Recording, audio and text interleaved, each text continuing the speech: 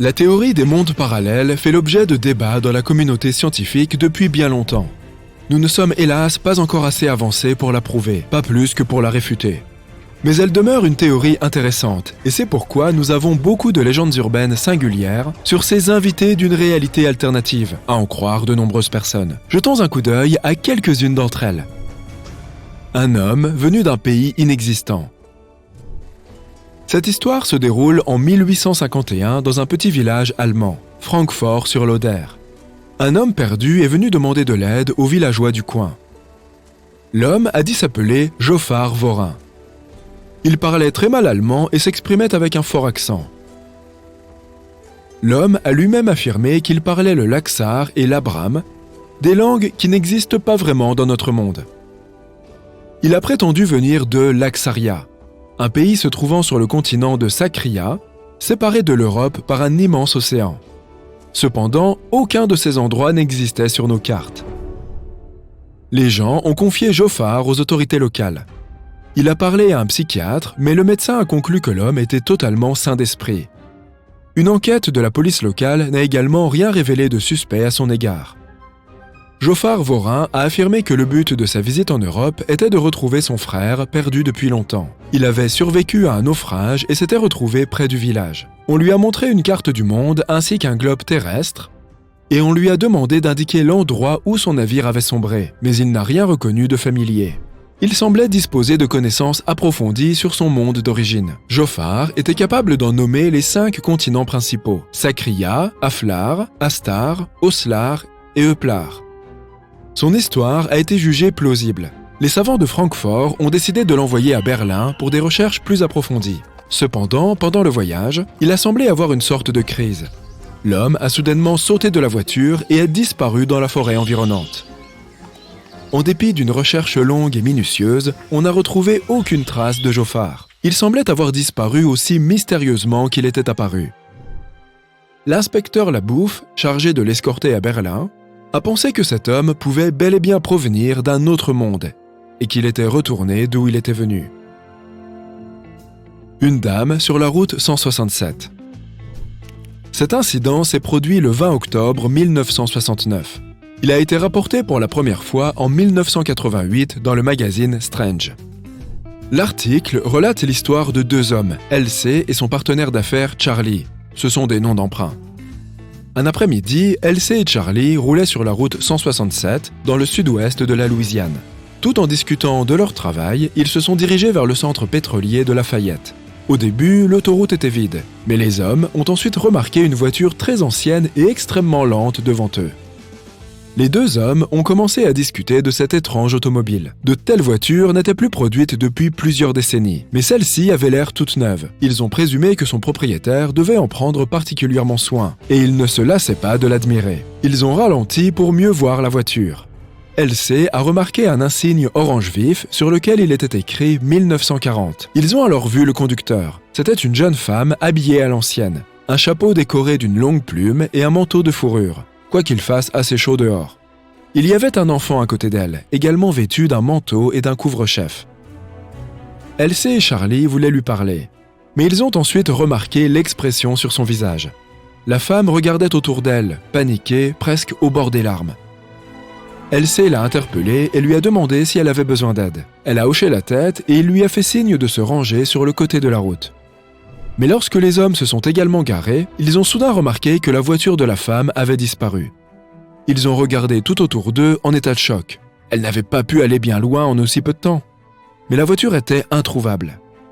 Après un certain temps, un autre homme est arrivé en voiture auprès de Charlie et LC. Il avait vu tout ce qui s'est passé et a affirmé que la voiture s'était simplement volatilisée. Les hommes ont discuté de l'incident pendant plusieurs heures.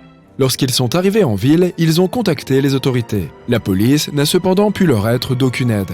À part leurs paroles, il n'y avait aucune confirmation de l'existence de cette voiture. L'affaire a été débattue pendant un moment dans les journaux locaux avant d'être oubliée. L'incident du canyon de Gadionton. Cet incident s'est produit en mai 1972. Dans le sud-est de l'Utah, près du passage à niveau de Modena, à la lisière du désert d'Escalante. Jenna North conduisait la Chevrolet Nova 1971 de son père. Son amie, Carol Abbott, se trouvait sur le siège passager. Il y avait 2 autres filles sur la banquette arrière, Lisa Rochefort et Bethany Gordon. Il était plus de 22 heures lorsqu'elles ont traversé la frontière entre l'Utah et le Nevada. Elles voulaient rentrer au campus avant que leur surveillante, Madame Mortensen, ne verrouille les portes du dortoir. Cette portion de la route 56 dans l'Utah est plutôt déserte. Il n'y a rien d'autre que du sable et quelques plantes. Les filles étaient soulagées quand elles ont enfin remarqué le passage à niveau de l'Union Pacific à Modena. Mais juste derrière la rambarde, Jenna a remarqué 2 routes. L'une s'enfonçait dans le désert et l'autre vers le canyon de Gadianton. Les filles ont décidé de prendre la route en direction du canyon. Elles pensaient que ça pouvait être un raccourci vers le campus. Les autres filles discutaient entre elles lorsque Jenna a remarqué qu'elle ne roulait plus sur du goudron, mais sur du ciment blanc. « Attention !» a soudainement crié l'une des filles. La route se terminait brutalement sur une haute paroi rocheuse. C'était une impasse. Elle n'avait pas d'autre choix que de rebrousser chemin. Et tandis que les amis de Jenna se plaignaient déjà qu'il leur faudrait dormir dans la voiture, Jenna a remarqué que le paysage avait radicalement changé. Elle n'était plus dans un désert. Au lieu de cela, le canyon s'était transformé en une vaste zone, couverte de champs de blé, de bosquets de pins et même d'un petit lac. La pleine lune brillait dans le ciel, ce qui était étrange, car elle n'aurait pas dû être là cette nuit-là. Les jeunes filles n'avaient aucune idée de l'endroit où elles se trouvaient. Alors, elles ont simplement conduit en direction de la lumière qu'elles distinguaient au loin. C'était un bâtiment qu'elles pensaient être un restaurant ou un relais d'autoroute. Elles y ont vu une enseigne lumineuse, mais aucune d'entre elles ne pouvait lire ce qui était écrit dessus. Ces symboles ne ressemblaient à aucune langue qu'elles aient connue. Soudain, plusieurs personnes sont sorties du bâtiment. Ils semblaient choqués et effrayés par le Chevrolet de Jenna. Ils ont agité leurs mains et crié quelque chose, mais les filles ne les comprenaient pas. Lisa a décidé de demander son chemin à ces hommes. Elle a passé la tête par la fenêtre et a immédiatement poussé un cri de terreur. « Partons d'ici !» a-t-elle crié à Jenna. La Chevrolet s'est éloignée du bâtiment en trombe. Des phares brillants éclairaient leur voiture par derrière. Ils étaient poursuivis par quelques véhicules. Ceux-ci avaient la forme d'œufs, n'avaient que 3 roues et semblaient bourdonner. La route droit devant menait au canyon. Jenna n'a pas eu le temps de ralentir et est rentrée dedans de plein fouet. Les véhicules avaient disparu en même temps que ce paysage inconnu. Les filles étaient de nouveau dans le désert. Heureusement, aucune d'entre elles n'était blessée, du moins physiquement. Mais Lisa était en état de choc. Elle répétait sans cesse « Il n'était pas humain !» Ses amis ont dû l'aider à marcher. 1 heure plus tard, elles ont réussi à arrêter une voiture de patrouille de la police routière. Elles leur ont raconté leur histoire. Les détails du rapport compilé par l'agent de police étaient compliqués et confus. Pendant l'enquête, les policiers n'ont pas pu déterminer, sur la base des traces de pneus, l'endroit exact où la voiture s'était égarée. Les traces se terminaient très brusquement, comme si la Chevrolet avait soudainement disparu.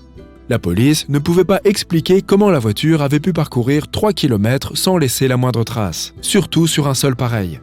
Il y a encore matière à débat au sujet de cette histoire. Mais en bout de compte, toutes les explications de ce qui a pu se passer ne sont que des suppositions. Peut-être ne découvrirons-nous jamais la vérité.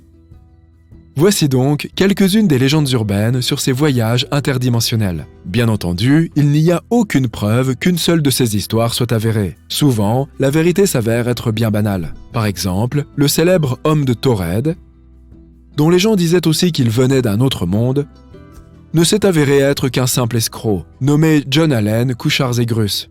Mais quand bien même, ces histoires demeurent toujours aussi intéressantes. Les jours sombres sont des phénomènes naturels mystérieux qui ne se sont produits que quelques fois dans l'histoire de l'humanité. Nous pouvons les considérer comme des éclipses ou de simples phénomènes météorologiques. Mais en réalité, ils sont très effrayants et nous n'avons aucune idée de la raison pour laquelle ils se produisent. Alors, que sont ces jours sombres en bout de compte? Qu'ont-ils de si étrange? Essayons de le découvrir. Le soleil s'est éteint. Qu'allons-nous faire? C'est ce que les habitants de Yamal, en Sibérie, ont demandé aux météorologues le 18 septembre 1938. Le matin, au lieu d'aller au travail, ils se sont tous réunis à la station météorologique. Ils attendaient des réponses. Tout cela parce que, ce jour-ci, ils ont observé quelque chose d'inexplicable. Une éclipse qu'ils ont plus tard surnommée le jour noir. Et ni les astronomes ni les météorologues ne peuvent expliquer ce qui s'est passé à ce moment. Voici comment l'un d'entre eux a décrit cet événement. À 8h30, nous avons remarqué une diminution de la lumière. Au même moment, la couleur des nuages a commencé à prendre une teinte jaune-brun. voire même rouge-brun. À 9h du matin, la luminosité avait radicalement changé. C'était comme regarder le monde à travers un filtre sombre. Les tons bruns des nuages se sont intensifiés. À 10h30, le ciel et la terre ne différaient pas l'un de l'autre en termes d'éclairage et de couleur. Tout semblait homogène, noir, absolument dépourvu de lumière. Plutôt effrayant, non? Et ce n'est pas tout. La ville a aussi été plongée dans un silence radio complet. Les météorologues n'ont même pas pu contacter les autorités et les résidents locaux ne parvenaient pas à capter la moindre station. Tout le monde était dans le noir, au sens propre comme au sens figuré. Les météorologues ont décidé d'essayer de lancer plusieurs fusées éclairantes. Les fusées se sont envolées dans les airs vers les lourds nuages sombres qui planaient au-dessus de la ville et ont disparu. Les nuages étaient si denses que les fusées éclairantes étaient complètement invisibles. D'un autre côté, le temps était tout à fait clément. Tout était calme. Et ce silence obscur a duré environ 1 heure. Après cela, la journée noire s'est achevée de façon aussi inattendue qu'elle avait commencé. Encore plus déconcertant, ces étranges nuages n'ont littéralement laissé aucune trace. Pas de pluie, pas de poussière, rien. Après cet événement, les chercheurs ont découvert que le jour noir s'était étendu sur 200 à 250 km à la ronde. Ils ont également appris que la bande sombre se déplaçait d'ouest en est. Après avoir traversé la partie sud de la péninsule de Yamal, elle a poursuivi sa route pendant un moment, puis a complètement disparu. Yamal n'est pas le seul endroit où ce phénomène se soit produit. En effet, des éclipses similaires se produisent dans différentes parties de la Terre depuis de nombreuses années. Comme en Nouvelle-Angleterre, par exemple. Le 19 mai 1780, les gens là-bas ont été témoins d'un événement que l'on surnommerait plus tard le jour noir de la Nouvelle-Angleterre. Mais il a duré plusieurs jours et non un seul. Quelques jours avant cet événement, le ciel est devenu jaune. Et le 19 mai, en pleine journée, il est soudainement devenu noir. Voici ce que l'un des témoins, Joseph Plumb Martin, a déclaré plus tard à la presse. « Il faisait très sombre. Les gens ont dû allumer des bougies dans leur maison pour vaquer à leurs occupations habituelles. La nuit était aussi inhabituellement sombre que le jour. Une odeur de suie régnait dans l'air. Les rivières voisines étaient recouvertes d'une fine couche de cendres. Lorsque la nuit elle-même est arrivée, les gens ont remarqué à travers les nuages que la lune était devenue rouge foncé. Seulement quelques jours plus tard, les gens ont enfin pu distinguer des étoiles à travers le voile de nuages. Puis, tout est soudainement revenu à la normale. Personne n'avait la moindre idée de ce qui s'était passé. 22 ans plus tard, le 2 juin 1802, une goélette du nom d'Eldorado a traversé l'océan Pacifique. Soudain, l'équipage s'est trouvé plongé dans une obscurité totale. Il n'y avait pas de tempête et l'océan était complètement calme. Mais le ciel entier était couvert de nuages noirs. Ces nuages se sont dissipés après une demi-heure et n'ont laissé aucune trace. Puis, de nouveau, 84 ans plus tard, l'une de ces vagues noires s'est produite dans le Wisconsin le 19 mars 1886. Il était 15 heures et cette fois, la vague a été très brève. Elle n'a duré que 5 à 10 minutes. Une nuit soudaine s'est abattue sur la ville. Les chevaux effrayés hennissaient et les gens terrifiés couraient partout, essayant de trouver un endroit où se cacher. Lorsque tout s'est calmé, les journaux locaux ont rapporté que la vague était passée d'ouest en est. Il n'y a pas eu d'éclipse solaire, ni de vent ou d'ouragan. Rien qui ait pu causer ces ténèbres sur la ville. Et finalement, une fois de plus, cela s'est produit le 2 décembre 1904, près de Memphis. Ou plutôt, c'est ce que la rumeur prétend, puisqu'il n'y a presque aucune preuve scientifique de cet événement.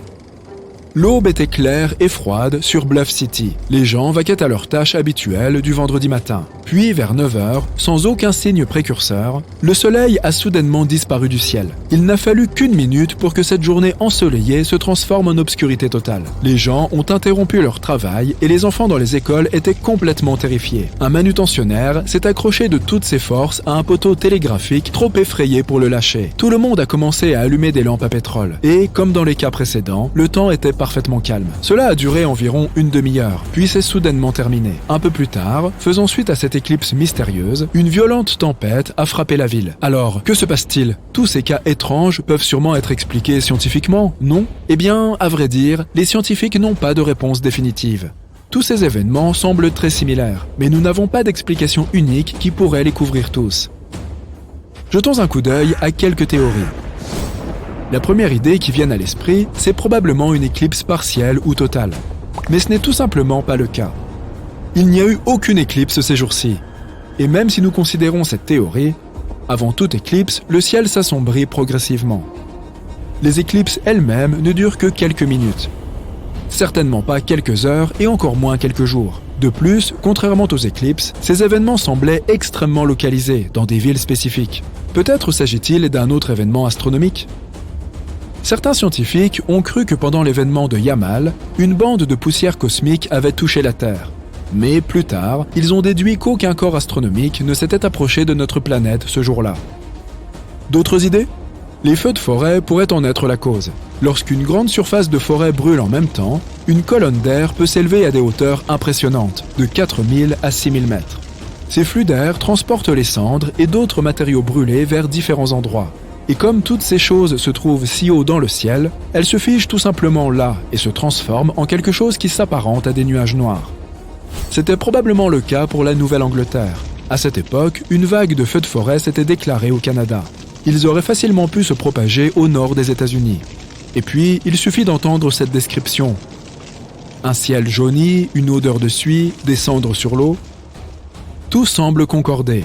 Mais cette théorie des incendies ne fonctionne que pour l'événement survenu en Nouvelle-Angleterre. Qu'en est-il des autres cas ? Où trouverais-tu un feu de forêt au milieu de l'océan Pacifique, par exemple ? Bon, passons à autre chose. Les scientifiques ont bien tenté d'expliquer l'histoire de Memphis en avançant qu'il pourrait s'agir d'un ouragan. Mais le nuage noir a balayé la ville avant la tempête. Pas pendant ni après. Et ce n'était pas un nuage d'orage typique. C'était une nuit noire à part entière. Alors, que s'est-il vraiment passé ? Les météorologues appellent ce phénomène une diminution locale de la transparence atmosphérique. Contrairement aux éclipses solaires, cette obscurité est plus dense. Elle ne couvre également qu'une petite zone. La transparence de l'atmosphère est sa capacité à laisser passer le rayonnement de la lumière. En gros, cela résume à quel point puis-je voir les objets éloignés ? Tout peut devenir sombre et flou, par exemple à cause de la poussière dans l'air, des éruptions volcaniques, du brouillard, etc. Ainsi, selon cette théorie, les jours sombres ne sont qu'une baisse extrême de la transparence de l'atmosphère. Mais cela semble tout de même étrange. Si tel était le cas, tout n'aurait-il pas dû être recouvert d'un épais brouillard ou quelque chose du genre ? Certes, il faisait très sombre. Mais quand les gens ont allumé leurs lampes, la visibilité était plutôt bonne. Rien n'obscurcissait la vue, sauf ces nuages noirs qui couvraient le ciel. En d'autres termes, ce phénomène est très difficile à expliquer. Pour autant que nous le sachions, il ne s'est produit que 5 ou 6 fois dans l'histoire de l'humanité. S'il y a eu d'autres cas, ils n'ont pas été documentés. Ce phénomène est impossible à prévoir et personne ne sait comment il fonctionne, ni où et comment il se produira la prochaine fois. Et bien qu'il existe de nombreuses hypothèses, aucune d'entre elles ne peut être vérifiée. Peut-être que si ces événements se reproduisent à l'avenir, nous pourrons mieux les étudier. Mais malheureusement, pour l'instant, les jours sombres demeurent un mystère. As-tu des théories ou des idées à ce sujet ? Si oui, n'hésite pas à les partager dans les commentaires. Il y a beaucoup de portes de par le monde qui n'ont pas de clé. Peut-être que tu vas trouver le moyen de les ouvrir. Notre première destination est, lis-le toi-même et bonne chance pour la prononciation. C'est un temple en Inde dont le nom vient de cet autre mot extrêmement long qui se traduit par « celui qui émerge du lotus ». Ce temple est l'un des lieux les plus connus et les plus sacrés de l'Inde. C'est l'un des 108 temples du courant de l'hindouisme qui s'appelle comme ça. C'est un courant particulièrement ancien dont on trouve les premières traces dans des textes tamouls du VIe siècle. On en revient à notre époque. En 2011, suite à une plainte, la Cour suprême indienne a décidé de recenser les objets de valeur conservés dans le temple parce qu'ils avaient été informés que l'endroit pouvait avoir été abusivement exploité. Pour ce faire, ils ont dû ouvrir toutes ces portes qui étaient restées fermées pendant des siècles. La commission a ainsi découvert 6 gigantesques caveaux secrets dans lesquels étaient cachés d'inestimables trésors. En ouvrant ces caveaux, la commission a découvert des statuettes en or, des colliers et des pièces pour une valeur totale d'au moins 23 milliards d'euros. Les officiers ont aussi découvert des costumes de cérémonie, des noix de coco en or incrustées de bijoux et de gros diamants. Quand je dis gros diamants, c'est que c'est vraiment des gros diamants. Certaines de ces pierres précieuses atteignent les 110 carats. Pour te donner une idée, une petite statuette en or de cette collection a une valeur estimée d'environ 31 millions d'euros.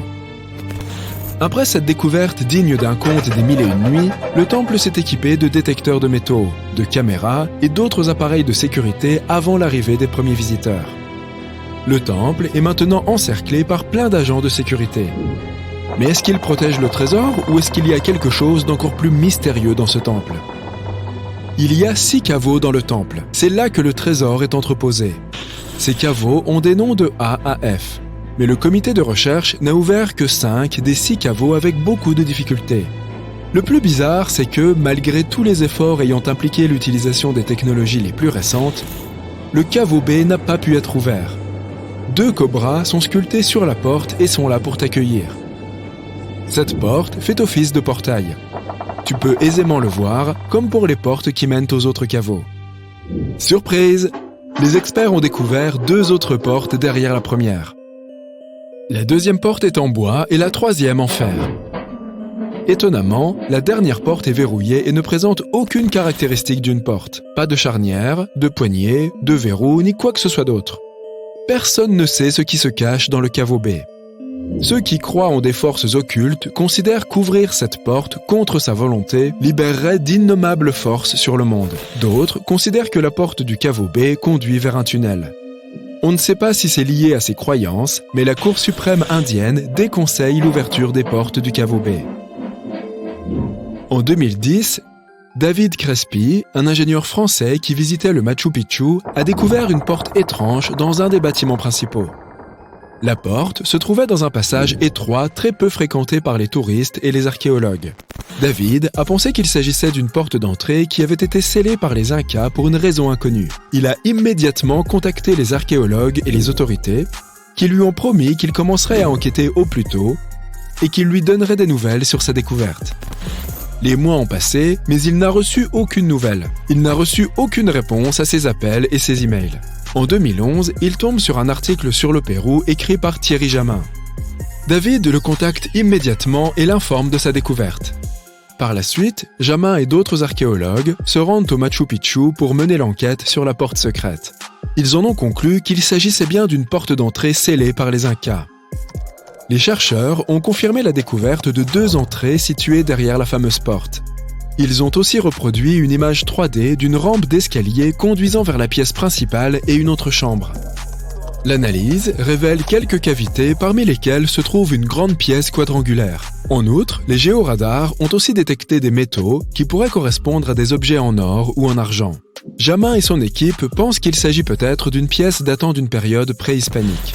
Ils pensent que les Incas ont scellé la porte afin de cacher quelque chose d'important. Peut-être s'agit-il d'un énorme trésor ou autre chose de tout aussi important. Jamin a affirmé que la découverte de cette chambre pourrait être la première étape de la découverte d'un mausolée. Jamin soumet une demande officielle au gouvernement péruvien afin d'obtenir l'autorisation d'ouvrir la pièce. Pourtant, ni sa demande, ni les demandes d'autres archéologues n'ont été approuvées jusqu'à maintenant. Les autorités considèrent que l'ouverture de cette porte pourrait causer des dégâts à d'autres aires du site archéologique. Pourtant, la caméra endoscopique a confirmé l'hypothèse que les blocs de pierre de l'entrée ne font que bloquer le passage et ne sont pas des éléments structurels utiles au bâtiment. Le troisième mystère se situe à Gizeh, en Égypte. Des explorateurs ont découvert 2 portes secrètes dans la pyramide de Khéops. Il y a 2 tunnels d'environ 20 cm de large qui partent des murs nord et sud de la chambre de la reine. Mais ces tunnels sont fermés avant de déboucher sur l'extérieur de la pyramide.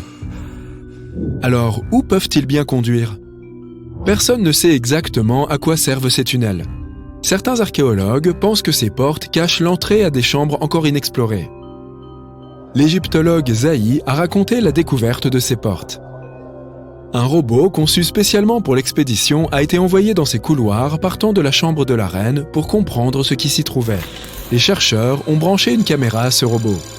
La vidéo montre que derrière la porte en pierre se trouve une autre porte close. Les archéologues étaient stupéfaits d'avoir découvert une porte au lieu d'une impasse. La structure de la porte en pierre cache parfaitement les autres portes. Selon les experts, il s'agit d'une prouesse d'ingénierie. Il est impossible d'atteindre la porte car elle se situe derrière un bloc de pierre géant. Mais les archéologues sont en train de chercher une façon d'y parvenir sans endommager la structure. Ces nouvelles découvertes n'ont fait que confondre encore plus les archéologues au lieu d'apporter des réponses à leurs questions. Dernière étape de notre voyage, le Taj Mahal, le palais de l'amour. L'empereur moghol Shah Jahan a fait construire ce mausolée à la mémoire de sa femme bien-aimée, Mumtaz Mahal. La quantité de portes du Taj Mahal est si importante que cette vidéo durerait des jours si on commençait à parler de toutes les pièces scellées du palais. Selon les experts, si l'on ouvrait ces portes maintenant, des centaines d'années après leur fermeture définitive, on se retrouverait à devoir faire face à des exhalations de monoxyde de carbone. Et si ce gaz entrait en contact avec le marbre, il se transformerait en carbonate de calcium, ce qui pourrait fissurer les minarets du Taj Mahal. Une légende dit que l'ouverture de ces portes libérerait une terrible malédiction emprisonnée dans les chambres souterraines du mausolée. Un petit bonus du Canada. La porte de la chambre 873. C'est une chambre du Fairmont Banff Springs Hotel, ouvert en 1888. Voici l'histoire. Il y a des dizaines d'années, un crime a été commis dans cette chambre. Après l'enquête, l'administration de l'hôtel a décidé de réaménager la chambre et de continuer à la louer à d'autres voyageurs. La rumeur dit que les hôtes logeant dans cette chambre avaient été témoins d'étranges phénomènes. Ils entendaient des bruits bizarres et la télé de la chambre ne cessait de clignoter. On dit que la porte de la chambre 873 a été murée avec des briques. Les hôtes curieux qui ont entendu parler de ces histoires traînent dans les couloirs là où se trouvait l'entrée de la chambre en tapant sur les murs pour contacter d'éventuels fantômes. Laquelle de ces portes voudrais-tu ouvrir ? Tu fais une randonnée dans les montagnes escarpées de Mammoth Lakes en Californie. Le terrain est accidenté et difficile. La neige glacée rend la marche plus ardue. À mi-chemin, tu repères quelque chose qui sort de l'ordinaire. De loin, tu aperçois des objets éparpillés sur le sol rocheux. Tu te rapproches un peu pour y voir plus clair et tu découvres ce qui semble être les restes d'un avion. Il s'avère que ces débris appartenaient au pilote et détenteur de plusieurs records, Steve Fossett. Les autorités le recherchaient depuis presque un an. Personne n'a pu le retrouver et expliquer ce qui a provoqué le crash de son avion. Cela semblait être un vol si facile pour un pilote expérimenté. Alors, qu'est-ce qui a bien pu lui arriver ? Des années avant ce tragique événement, Fossett tentait un exploit bien plus risqué. Il essayait d'être le premier pilote à faire le tour du monde en solo dans une montgolfière. Peux-tu imaginer passer 2 semaines dans un minuscule panier dans l'unique but de battre un record du monde ? Si tu te poses la question, voici ce dont tu auras besoin pour faire le tour du monde. Un système de navigation solide, un riche sponsor et une endurance à toute épreuve. Même si les ballons sont les plus anciens véhicules volants, personne avant Fossett n'avait réussi à faire le tour du monde avec. Ce qui n'est pas étonnant, vu la difficulté de l'entreprise. C'est le premier jour de la 2e tentative de Fossett pour faire le tour du monde en ballon. Nous sommes en 1997 et une foule de curieux se rassemble à Saint-Louis attendant le décollage. Le pilote entre dans le stade avec un grand sourire. Il n'a certainement pas l'air d'un aventurier qui tente de réaliser l'impossible. Mais c'est le voyage de sa vie. Pour se préparer, il s'est entraîné pour s'acclimater à une altitude de 3700 mètres. Les conditions sont rudes. Il vole dans une cabine non pressurisée et entre les nuages. Il semble peu probable qu'il réussisse à aller jusqu'au bout, mais il se lance. Le ballon s'envole dans les airs. La foule en dessous l'acclame et lui fait des signes d'adieu. Un vent d'environ 5 nœuds permet au ballon de décoller. Dès la première nuit, l'un de ses chauffages tombe en panne. Il gèle à l'extérieur de la cabine, mais il survit à la nuit. L'arme secrète de Fossett est le premier pilote automatique de ballon au monde. Il se sent seul là-haut et le besoin constant de concentration le fatigue très vite. La nuit, il allume le pilote automatique pour dormir un peu. Il allume les brûleurs selon une séquence programmée par ordinateur et maintient le ballon sur sa trajectoire de vol. Mais il doit quand même se réveiller régulièrement et actionner les brûleurs pour en modifier l'altitude. Après 3 jours, il obtient une première victoire. Il a traversé l'océan Atlantique. Il vole en solo, mais une équipe l'accompagne au sol. Il communique surtout au moyen de courriels envoyés par satellite. À la fin de la première semaine, le centre de contrôle de la mission reçoit un email alarmant de Fossett. Des nuages sombres s'amoncellent à l'horizon. Il semble que la météo joue contre lui. Il peut voir l'orage depuis le ballon, mais il n'y a aucun moyen de prédire sa force. Fawcett est déterminé à voler à travers les nuages malgré les risques. Il vole à 300 mètres au-dessus du sol sans aucune visibilité. D'une manière ou d'une autre, il réussit à passer. Son vol continue au-dessus de la Libye, de l'Iran et de l'Inde. Il semble que rien ne pourra l'arrêter maintenant, mais il est épuisé. Il ne sait pas combien de temps encore il pourra tenir. À l'intérieur du ballon, ses repas sont constitués de petites rations et il utilise un seau en guise de toilette. Malheureusement, il a perdu beaucoup de carburant en traversant l'Atlantique. À mi-chemin en Inde, le ballon s'écrase contre un arbre. Il a parcouru la distance stupéfiante de 15 500 km entre Saint-Louis et son lieu d'atterrissage. Cette fois, Steve Fawcett n'a pas atteint son objectif, mais il n'abandonnera pas. Pour réussir enfin, il devait modifier sa stratégie. Son nouveau plan consistait à survoler l'hémisphère sud. C'est la première fois que quelqu'un tentait cela. Son idée était simple, dans la partie sud du globe, il volerait principalement au-dessus de l'eau. Cela l'aiderait à voler plus vite, car il n'aurait besoin que de l'autorisation de vol de 5 pays en cours de route. Si tu étais au sol pendant que Fawcett passait, tu t'es peut-être demandé ce qu'était cet objet volant dans le ciel. Alors qu'il survolait le Cap, en Afrique du Sud, plus de 50 personnes ont déclaré avoir vu d'étranges objets volants. Désolé de vous décevoir, chers amis, mais ce n'était que Fawcett et son ballon. Sa première tentative de faire le tour du monde en volant par l'hémisphère sud a presque réussi. Il a eu de la chance.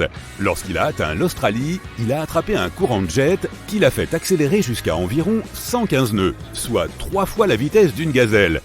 Le moral était au beau fixe, car Fawcett avait déjà battu son record de distance en volant sur plus de 22 000 km. Sous ses pieds défilait le magnifique paysage australien, fait de déserts et de lacs asséchés. Il a traversé la côte australienne à 20h22 heure locale et son prochain atterrissage prévu était au Chili, à plus de 12 000 km de là. Mais là encore, un énorme orage s'est mis en travers de son chemin. Après être entré dans l'orage, le ballon a montré à quel point il était fragile. Les éclairs et les vents violents ont déchiré le ballon. Cette fois, il n'a pas réussi à passer. Il est tombé dans l'océan alors que le ballon prenait feu. Une équipe de secours a attendu le matin pour partir à la recherche de Fawcett et un avion Hercule l'a sauvé des eaux. Lors de sa 6e tentative, Fawcett a enfin fait le tour du monde en ballon. La montgolfière Spirit of Freedom a atterri dans le Queensland en Australie après un vol de 2 semaines autour du monde. Il a volé à une vitesse de plus de 322 km/h et a parcouru plus de 31 000 km. Fawcett l'a fait. Il a été le premier pilote solitaire à faire le tour du monde en ballon. Cependant, il ne s'est pas arrêté là. Peu après avoir battu ce record, il a voulu faire la même chose avec un autre véhicule.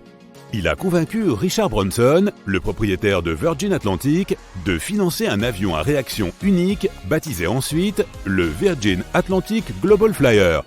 Le 8 février 2005, le Global Flyer a décollé. Fawcett a entrepris de faire le tour du tropique du Cancer d'une longueur incroyable d'environ 37 000 km. Par chance ou par pure ingéniosité, Fawcett a battu un autre record du monde. Il a surmonté une importante perte de carburant au début du vol et a réussi à revenir jusqu'à Salina, au Kansas, d'où il était parti. Cette histoire t'a donné envie de taquiner les nuages ? Fawcett était un expert des aventures aériennes et des conditions extrêmes. C'est pourquoi sa disparition dans les montagnes de la Sierra Nevada était pleine de mystères. Qu'est-ce qui a bien pu se passer pour qu'un pilote aussi expérimenté ne survive pas ? Le 3 septembre 2007, Fawcett a décollé d'un ranch du Nevada avec son avion monomoteur nommé le Super Décathlon. C'était un vol simple et tranquille d'une journée qui a pris un sombre tournant. Fawcett n'est jamais rentré au ranch. Une équipe de recherche et de sauvetage a été envoyée pour retrouver le pilote et son avion, mais elle est revenue bredouille. Ce n'est qu'un an plus tard qu'un randonneur a trouvé des affaires de Fawcett près de Mammoth Lakes. Puis une recherche aérienne a permis de localiser les restes du biplace à une altitude de 3000 mètres. Le mystère a été résolu à l'aide d'une technologie avancée. Dans la première installation de soufflerie hexagonale au monde, les experts ont recréé les conditions météorologiques du jour du vol de Fawcett. Ils ont essayé de comprendre si les courants descendants des montagnes de la Sierra Nevada auraient pu faire s'écraser son avion. Avec l'aide d'une réplique d'avion plus petite, ils ont fait une découverte troublante. Ce jour-là, la visibilité était normale, mais les courants ont fait virevolter l'avion comme une feuille. Un soudain courant descendant a très probablement désorienté Fawcett et lui a fait perdre le contrôle de l'avion, le faisant s'écraser directement sur les montagnes. Le moteur de l'engin n'était pas assez puissant pour surmonter le vent qui l'a fait s'écraser. Il s'avère que l'accident était entièrement indépendant du contrôle de Fawcett. La découverte des débris a permis de clore cette malheureuse affaire. Nous sommes en Angleterre, dans le village de Turville, en 1871. Dans une rue de ce village se trouve une maison particulière. Elle n'est pas différente des autres, mais beaucoup de gens restent devant et attendent quelque chose. Les portes de la maison s'ouvrent. Plusieurs adultes en sortent, ils ont l'air surpris et disent que toutes les rumeurs se sont avérées vraies. Une femme sort sur le porche et invite d'autres personnes à entrer. Tu en fais partie. Tu entres, tu te diriges vers la chambre et tu vois une fille de 11 ans qui dort sur le lit. Elle a l'air pâle et mince. Malgré les conversations bruyantes des gens dans la pièce, elle ne se réveille pas. Sa mère dit que cela fait 6 mois qu'elle s'est endormie. Tu quittes la pièce et les personnes suivantes entrent pour voir de leurs propres yeux la fille endormie. Ceci est l'histoire du sommeil le plus long de l'histoire. Le record appartient à une fille nommée Helen Sadler qui a dormi pendant 9 ans. Elle est née dans le village anglais de Turville, dans la seconde moitié du 19e siècle, dans une grande famille. Helen était le 12e enfant de la fratrie. Ses parents n'étaient pas riches et travaillaient dur pour joindre les deux bouts. Ils ont appris à leurs enfants à les aider dès leur plus jeune âge, et Helen ne faisait pas exception. Quand elle a eu 11 ans, elle a quitté la maison pour travailler comme nounou dans une ville voisine. Alors qu'elle était loin de sa famille et entourée d'inconnus, Helen a commencé à se sentir mal. Elle avait des maux de tête et ressentait une certaine somnolence. Ces symptômes sont devenus si graves que la jeune fille ne pouvait plus travailler correctement. Elle est retournée chez elle au village et ses parents l'ont envoyée à l'hôpital. Les médecins ne savaient pas comment l'aider car ils ne parvenaient pas à diagnostiquer son mal. Ils ont passé 18 semaines à essayer de guérir la pauvre fille, mais elle était toujours malade. Helen a fini par être renvoyée de l'hôpital. Après être rentrée chez elle, elle a continué à souffrir de graves maux de tête et de somnolence. Elle se sentait de plus en plus mal. Et puis, un jour, elle s'est tranquillement allongée dans son lit et s'est endormie. Elle ne s'est réveillée qu'au bout de 9 ans. Pendant tout ce temps, la mère de la jeune fille s'est occupée d'elle. Elle lui a donné du lait et du thé. La fille endormie perdait du poids et de la force. Bientôt, tout le village a appris l'existence d'Hélène. Les gens ont commencé à venir chez elle pour assister à ce phénomène inhabituel. Ils la regardaient, essayaient de la réveiller et parlaient d'elle à leurs amis. La nouvelle de la jeune fille endormie s'est répandue dans tout le pays. Hélène est devenue une attraction. Des gens de toute l'Angleterre venaient voir la fille qui dormait depuis plusieurs années. Ils ont surnommé la maison où vivait la famille d'Hélène le chalet endormi. Des médecins et des journalistes y venaient. Un journaliste du Daily Telegraph a décrit que le corps de la fille était faible et mou. Ses pieds étaient glacés et ses lèvres étaient bleues. La respiration de l'enfant était à peine perceptible. Il semblait que la vie quittait lentement son corps. La famille de la jeune fille a reçu des dons pour les soins de la fille. Mais beaucoup de gens ont pensé que c'était de la comédie. Pour une raison inconnue, la mère n'a pas permis au médecin de rester longtemps avec Hélène. Certains ont dit que sa mère lui donnait des somnifères tous les jours pour ne pas la laisser se réveiller. Et puis, quelqu'un a affirmé qu'il avait vu une fille éveillée assise près de la fenêtre. De plus, la mère de la fille a rejeté la proposition des médecins de procéder à un examen médical dans un hôpital de Londres. Il est peu probable qu'on découvre toute la vérité à son sujet, puisqu'il n'y a pas eu de diagnostic officiel de la part des médecins. Il est possible que la fille soit tombée dans le coma ou ait souffert d'une autre maladie inconnue de la science au XIXe siècle. Il pourrait s'agir d'un trouble chronique du sommeil ou narcolepsie qui conduit à des excès de somnolence incontrôlables. Tu peux marcher dans la rue et avoir tellement envie de dormir que tu tombes par terre. Hélène a grandi dans une famille nombreuse et s'est habituée très tôt à travailler dur. Peut-être que la fatigue intense et le manque de sommeil ont provoqué cette narcolepsie. Quoi qu'il en soit, cette histoire s'est bien terminée. Un jour, Helen Sadler s'est réveillée. Elle ne se souvenait pas de ce qui s'était passé et a été très surprise lorsque sa famille lui a raconté le rêve qui durait depuis 9 ans. La croissance de la jeune fille a été un peu ralentie et sa vue s'est détériorée, mais sa santé n'était pas en danger. Hélène s'est mariée et a eu 6 enfants. En 1911, à l'âge de 50 ans, elle est décédée. Intéressons-nous maintenant à l'histoire totalement opposée de la personne qui a établi un record de la plus longue durée sans dormir. En janvier 1964, Randy Gardner, un lycéen de 17 ans, a affirmé être resté éveillé pendant plusieurs semaines. L'expérience a commencé en décembre et s'est terminée en janvier. Et à la fin de cette période, il se sentait plutôt normal. Cet événement a été inscrit dans le livre Guinness des records et a permis aux scientifiques d'en apprendre beaucoup sur la structure du cerveau humain. Randy voulait mener un projet scolaire scientifique lié au sommeil. Il devait rester éveillé le plus longtemps possible et son ami devait s'assurer qu'il était toujours éveillé. Au début, tout s'est bien passé. L'ami de Randy tenait un journal où il notait les moindres changements dans le corps du sujet. Randy a tenu le coup facilement pendant les 2 premiers jours. Au bout de 3 jours, ses capacités cognitives et sensorielles ont commencé à décliner. Le 4e jour, Randy s'est senti malade. Il a marché dans sa maison et a reniflé des agrumes. L'odeur des citrons et des oranges l'a aidé à se débarrasser de cet état maladif. Pendant la journée, Randy jouait au basket et allait au bowling avec ses amis. Les soirées étaient ennuyeuses car il ne savait pas quoi faire. Mais malgré tout, Randy ne se couchait toujours pas. Au bout d'une semaine, Randy a montré d'excellents résultats au basket. Ses aptitudes physiques n'avaient pas changé. Son discours était clair et logique. À ce moment-là, les médias de tout le pays parlaient de Randy et de son expérience. Il est devenu une célébrité, et cela l'a aussi aidé à rester éveillé. Des scientifiques sont venus voir Randy. À l'aide de questions mathématiques, ils ont testé ses capacités intellectuelles. Et là, il a montré de mauvais résultats. Il était en train de résoudre un problème mathématique, mais il a oublié ce qui se passait et ce qu'il était en train de faire.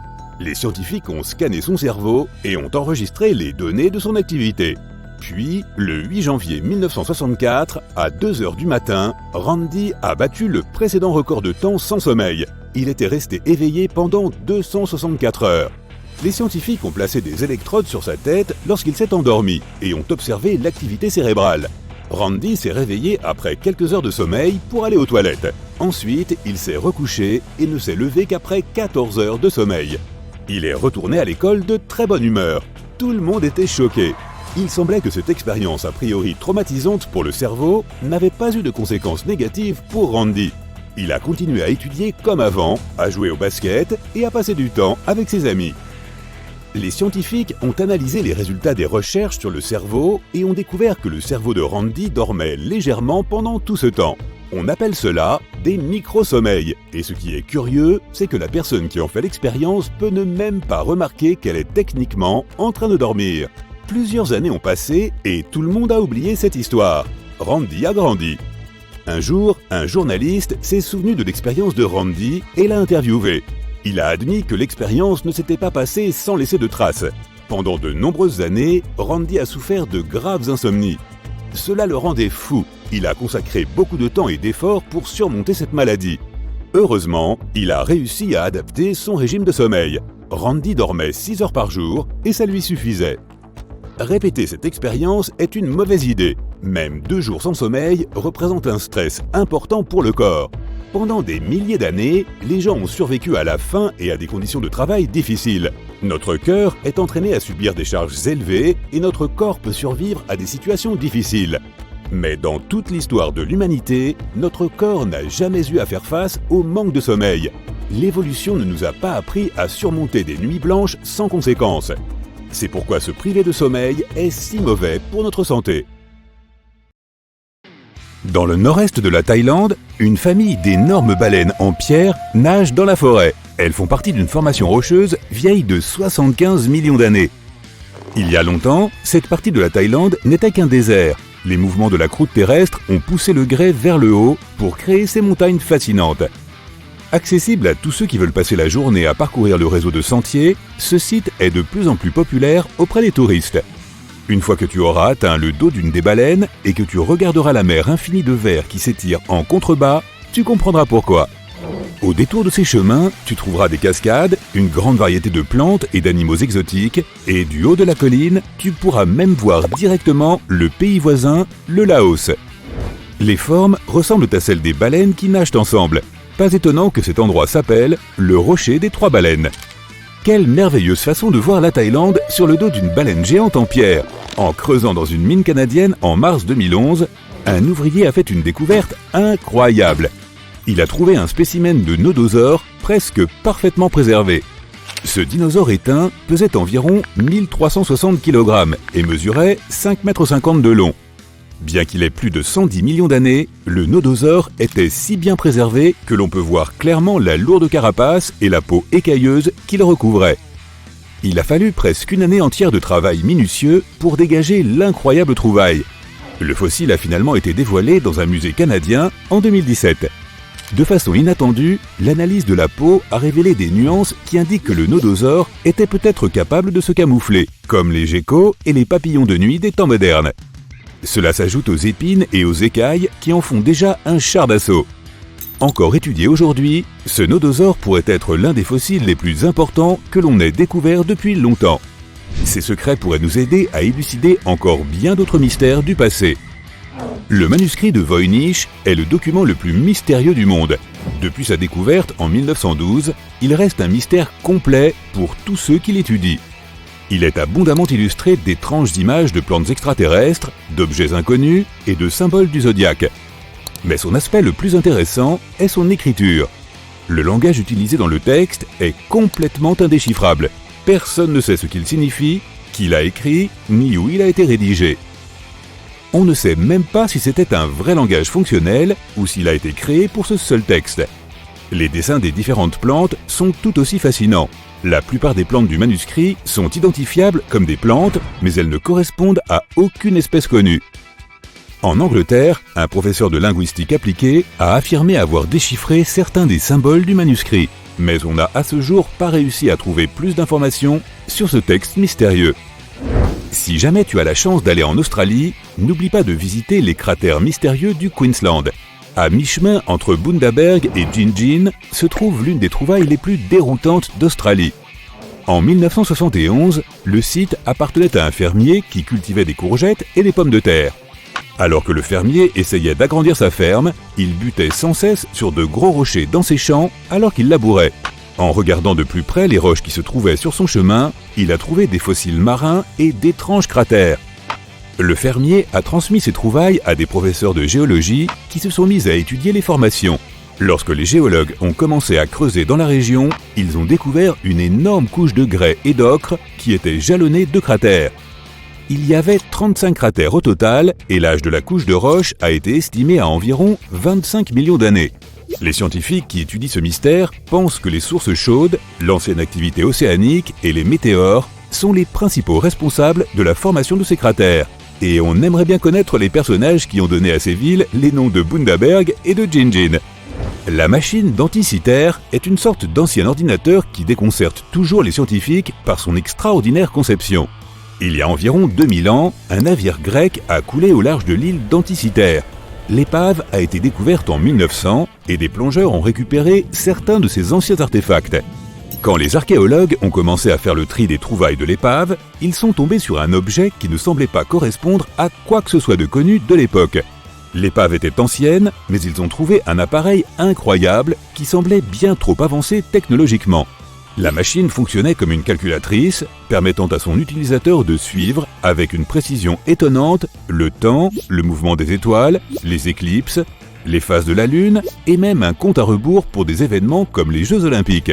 Ce niveau de technologie est presque impossible à expliquer pour une épave de la Grèce antique. Aucun mécanisme ne s'est même approché d'une telle machine avant le XIVe siècle, lorsque des horloges à engrenages ont commencé à être fabriquées en Europe. Comment un tel dispositif a-t-il été créé il y a si longtemps, 1400 ans en avance sur son époque?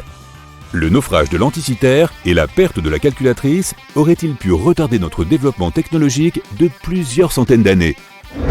En attendant, les monts du Caucase, bordant la mer Noire, sont l'une des rares régions d'Europe qui n'ait pas connu un important impact des humains, même si le terme de caucasien sert à désigner la plupart des personnes à la peau blanche.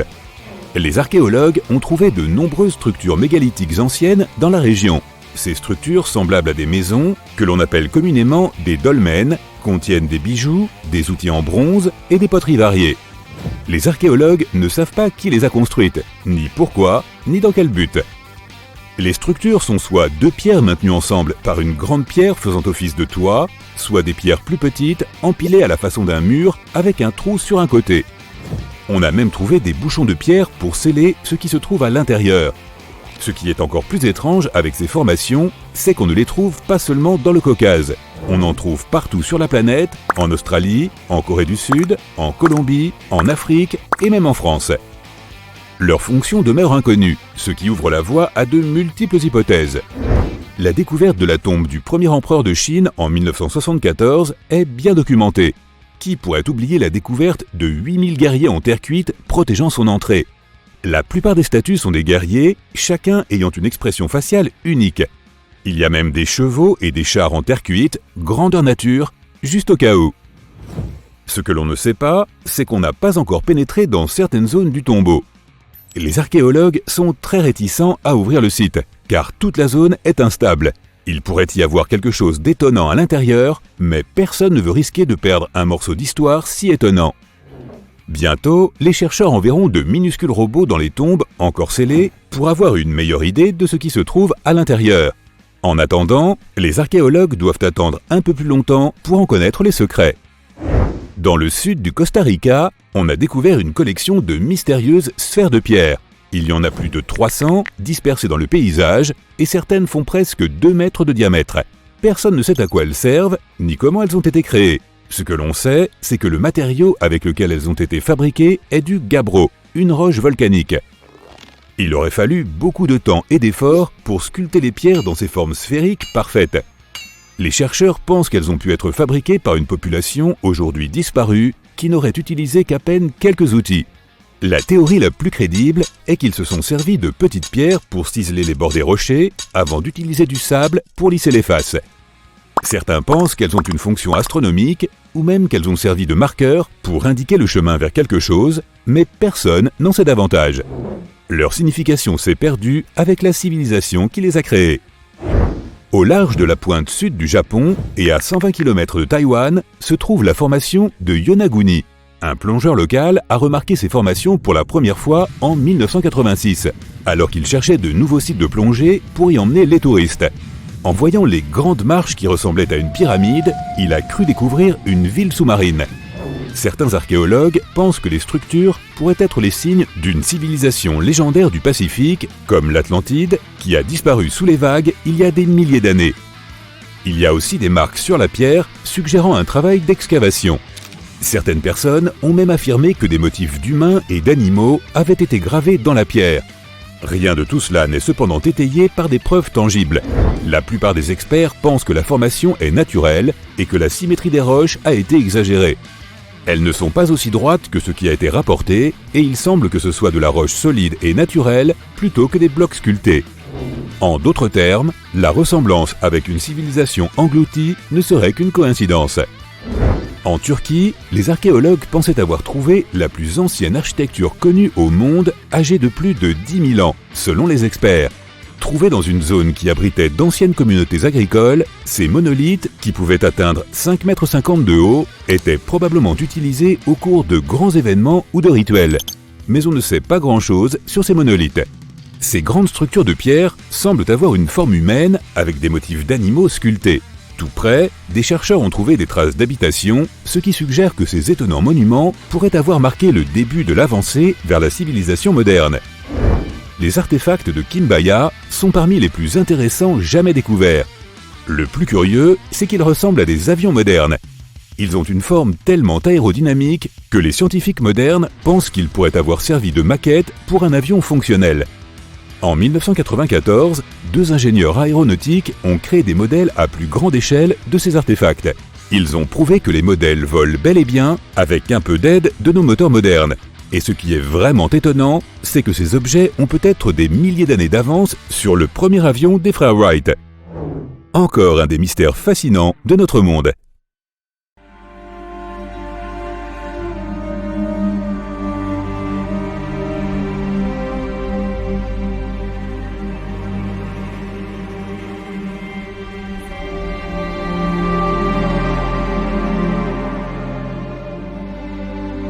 Nous sommes en hiver 1980. Nous nous trouvons dans la petite ville de Lyngby. Jean Hilliard, 19 ans, rentre chez elle en voiture après avoir rencontré un ami. Elle prend un raccourci et s'engage sur une route glissante et verglacée. Dans l'obscurité, elle perd le contrôle de sa voiture à traction arrière. Le véhicule s'écrase dans un fossé. Clignotant d'urgence, chute de neige, nuit et gel intense. Jean sort du véhicule. Elle ne porte qu'un léger manteau d'hiver, des moufles et des bottines. La température de l'air est beaucoup plus basse que dans un congélateur. Jean est sûre que son ami habite tout près, alors elle marche dans cette direction. Elle grimpe une haute colline et se rend compte qu'elle s'est trompée de route. Il semble qu'elle se soit perdue. La jeune fille erre sur quelques kilomètres de plus et remarque au loin la maison de son autre ami. Frigorifiée, elle s'y dirige. Puis, tout devient noir. Jean perd connaissance.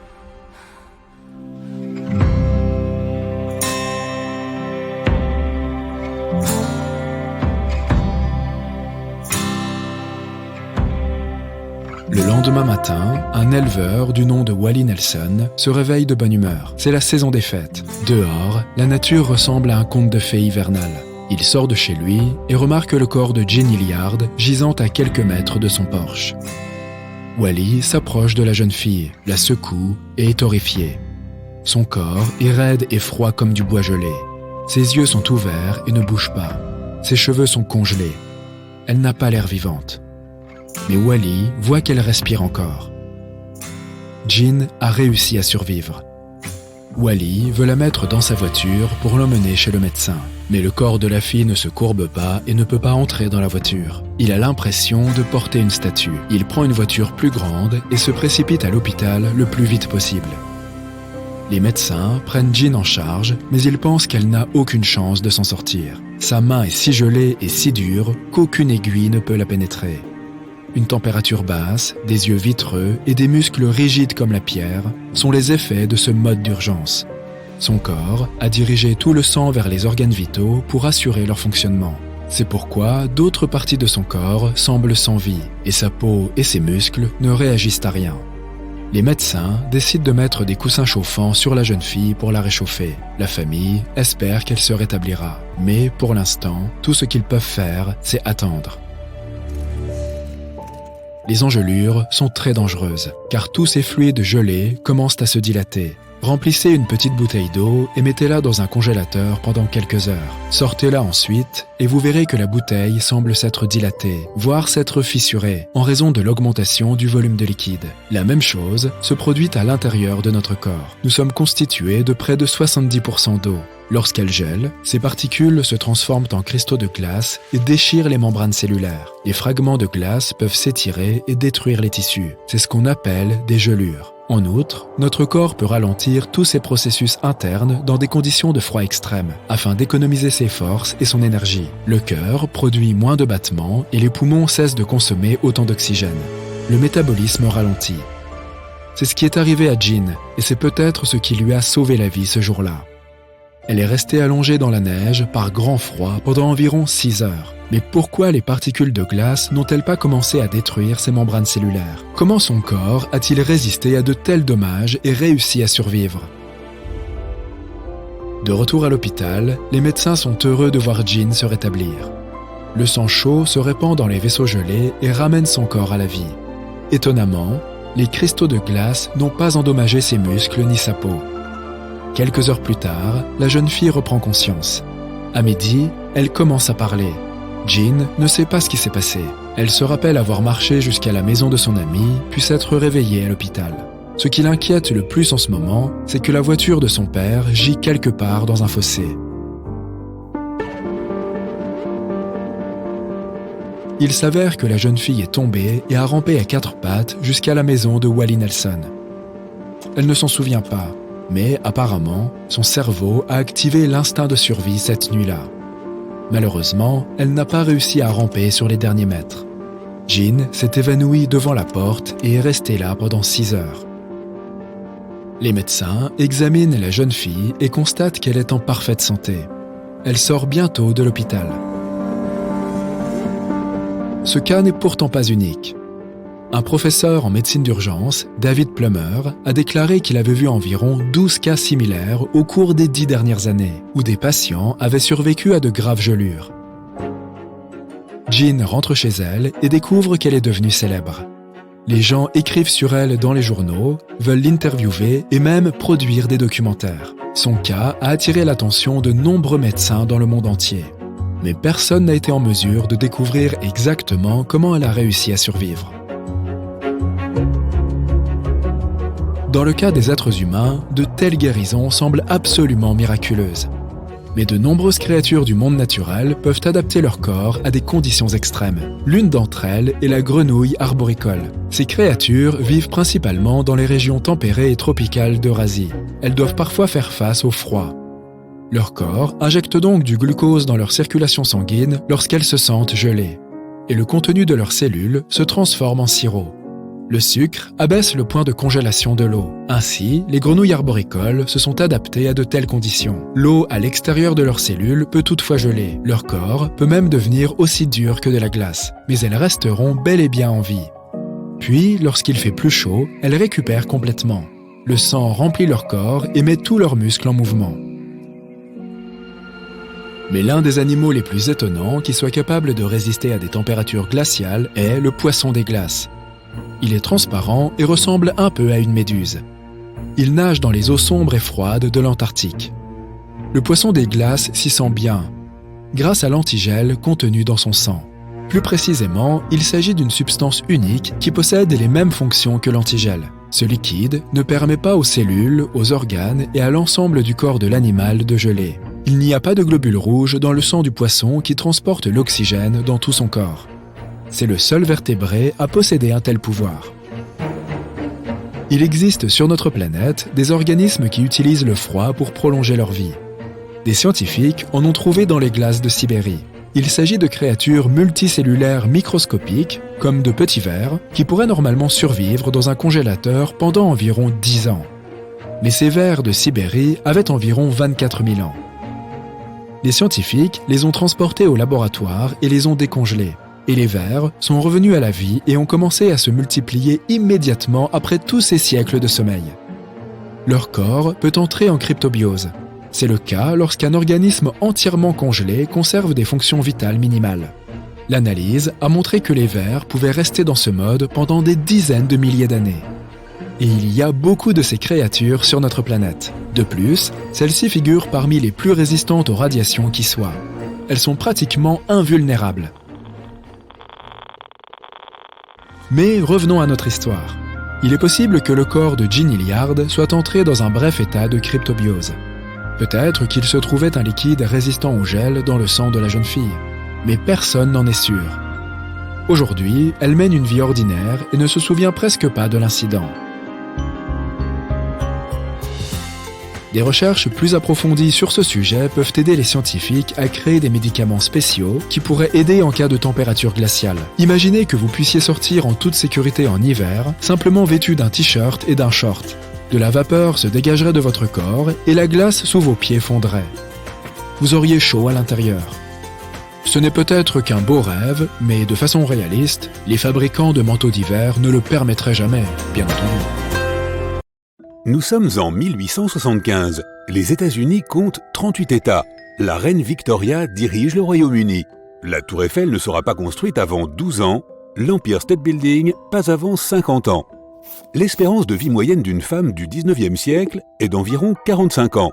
Mais une femme en particulier, née cette année-là, va presque tripler ce chiffre. Elle s'appelle Jeanne-Louise Calment. Elle est née le 21 février à Arles, en France, au début du boom industriel mondial. Elle avait 1 an quand le téléphone a été inventé. Le phonographe a suivi 2 ans plus tard, puis l'automobile, la radio, la télévision, l'ordinateur et Internet au fil des décennies. Au moment de la création de Microsoft, Jeanne Calment avait déjà 100 ans. Lorsque le premier smartphone a été inventé, elle en avait 117. Une femme vivant dans les années 90 pouvait se souvenir de l'époque où les bougies étaient utilisées pour éclairer les maisons. Elle avait connu un monde sans avions et sans vaisseaux spatiaux. Les frères Wright ont pris leur envol alors que Jeanne Calment était déjà adulte, âgée de 28 ans. Lorsque le premier homme a été envoyé dans l'espace, elle avait 86 ans. Madame Calment détient le record du monde de la plus longue durée de vie jamais atteinte.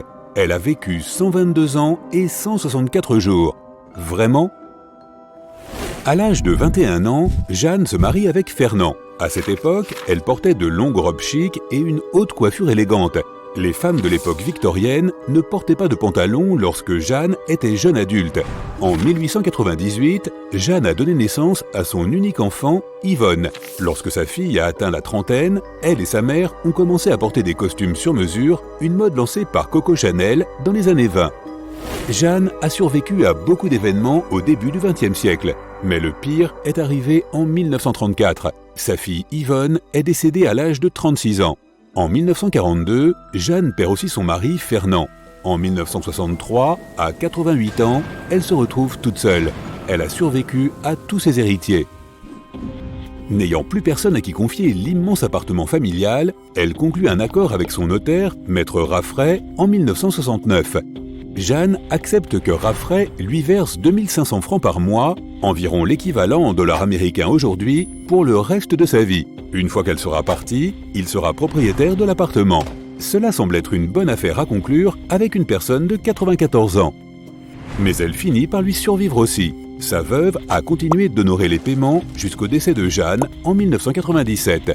Au total, étant donné l'exceptionnelle longévité de Madame Calment, les Raffray ont fini par payer 11 fois plus que prévu, ce qui en fait l'un des pires investissements jamais réalisés. Beaucoup de gens ont remarqué que Jeanne était toujours pleine d'énergie. Elle avait l'air d'avoir 20 ou 30 ans de moins que son âge. Une théorie a commencé à se développer selon laquelle Jeanne était en fait sa fille Yvonne. Et c'est alors que le mystère a pris de l'ampleur. Un groupe de scientifiques a décidé de vérifier si l'incroyable longévité de Jeanne était réelle. Pour eux, son cas était trop extrême et unique pour ne pas être examiné. Calment a affirmé qu'il s'agissait de son alimentation saine et de son activité physique régulière. Elle a nagé, joué au tennis et même fait du vélo jusqu'à son 100e anniversaire. Elle a également mis cela sur le compte de son style de vie insouciant et sans stress. Elle n'a jamais eu à travailler un seul jour de sa longue vie. Ces sceptiques estiment que sur les photos où elle a 110 ans, elle n'en a en réalité pas plus de 90. Un expert en vieillissement a examiné de près les images de la super centenaire. Il n'a noté aucun signe de fragilité typique des personnes vivant jusqu'à 100 ans. Un mathématicien a même étudié sa généalogie et a fait une équation montrant combien les chances étaient minces pour qu'un membre de cette famille vive aussi longtemps. En étudiant le déroulement de la vie incroyablement longue de Jeanne, les scientifiques se sont demandé pourquoi elle n'avait jamais mentionné plusieurs événements importants qu'elle était censée avoir vécus. L'un des plus importants est l'épidémie massive de choléra de 1884. Elle devait avoir 9 ans et être assez âgée pour se souvenir de quelque chose comme ça. Yvonne n'était même pas encore née. Il y avait aussi des doutes concernant ses papiers. Sa carte d'identité des années 30 indiquait que ses cheveux et ses yeux étaient très sombres, presque noirs. Mais à la fin de sa vie, ses yeux étaient gris et elle avait eu des cheveux châtains avant qu'ils ne deviennent totalement blancs.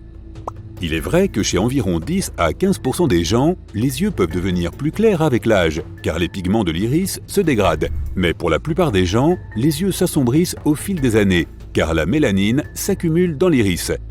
Il y avait aussi un problème de taille. Jeanne mesurait 1,50 m, tandis qu'Yvonne était un peu plus grande, environ 1,52 m. À 114 ans, Jeanne mesurait encore 1,50 m. Sa taille n'avait pas changé d'1 centimètre. C'est très étrange, étant donné qu'en vieillissant, les gens rapetissent car le cartilage entre les articulations s'amincit. Pendant de nombreuses années, Jeanne a réussi à passer inaperçue. Elle a déménagé dans une maison de retraite en 1985 alors qu'elle avait 110 ans. Aucun journal d'Arles n'avait parlé de centenaires célébrant leur 100e anniversaire 10 ans auparavant. Madame Calment n'est devenue célèbre qu'en 1988. Il y a eu une célébration des 100 ans du séjour de Vincent van Gogh à Arles. Jeanne a déclaré aux journalistes qu'elle avait rencontré le célèbre artiste lorsqu'il était en ville.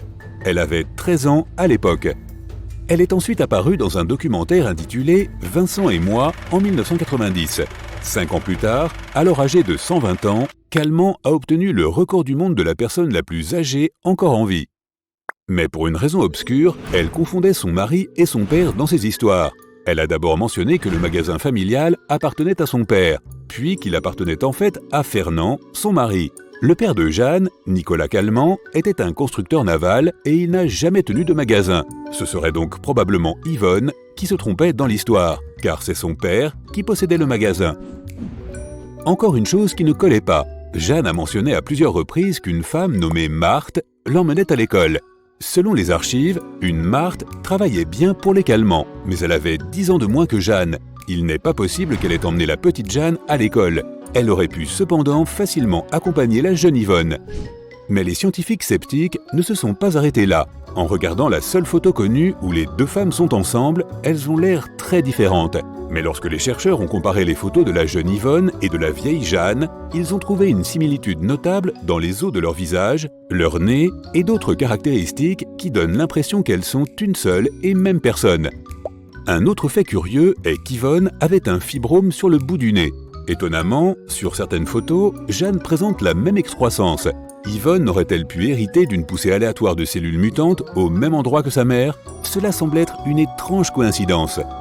Avec tous ces indices, les sceptiques ont conclu que c'est en fait Yvonne et non Jeanne qui a vécu jusqu'en 1997. Leur théorie était que Jeanne est décédée en 1934 à l'âge de 59 ans. La famille, disent-ils, a alors décidé que la fille se ferait passer pour sa mère. La raison invoquée, échapper à des droits de succession élevés. Heureusement, sa ville natale, Arles, possède l'une des archives les plus riches et les mieux conservées au monde. On y trouve de nombreux documents intéressants, dont les originaux des actes de naissance et de mariage de Jeanne. Mais curieusement, les preuves photographiques sont rares. Un cousin du petit-fils de Jeanne affirme avoir brûlé tous les portraits de famille restants en 1994 sur l'ordre de Jeanne. La question qui se pose est la suivante: pourquoi aurait-elle souhaité cela ?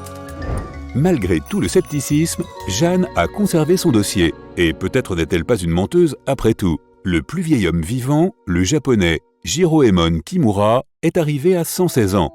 D'ailleurs, le Japon occupe la première place des pays du monde en termes de population centenaire. Il compte plus de 70 000 personnes âgées de 100 ans ou plus. Nous ne saurons peut-être jamais si la vieille Jeanne était sa fille ou non. Mais peut-être vaut-il mieux se concentrer sur ce que les personnes âgées d'aujourd'hui font de bien.